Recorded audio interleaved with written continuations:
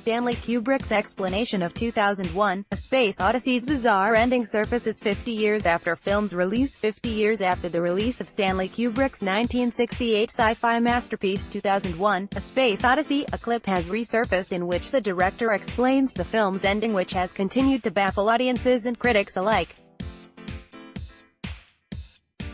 Speculations abound regarding the last 15 minutes of Space Odyssey that left viewers wondering what the ending meant, what was the significance of the famous bedroom, and what happened to Dr.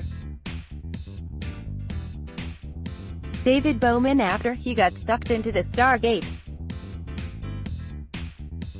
According to an Esquire report, a video appeared on Reddit this week in which the director gave a simple explanation for the bizarre ending. Kubrick himself had previously refrained from deconstructing the philosophical and allegorical meaning of the film, Esquire reported.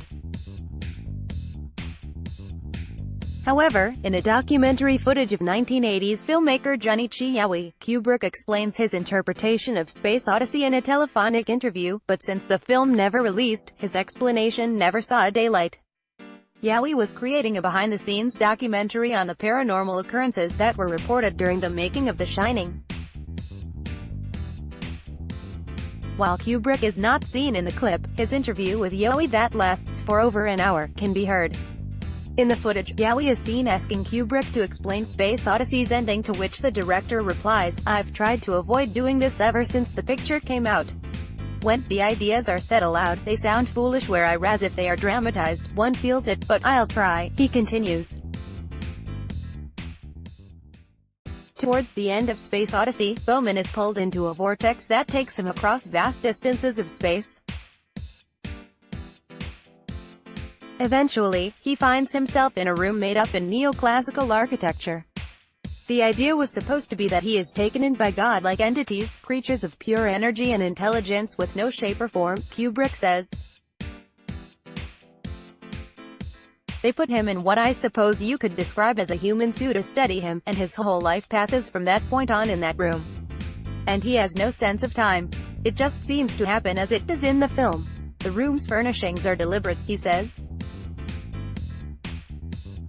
Those creatures choose a very inaccurate replica of French architecture with an idea that Bowman might find it pretty, just as humans do in zoos by trying to provide animals with what we think is their natural environment.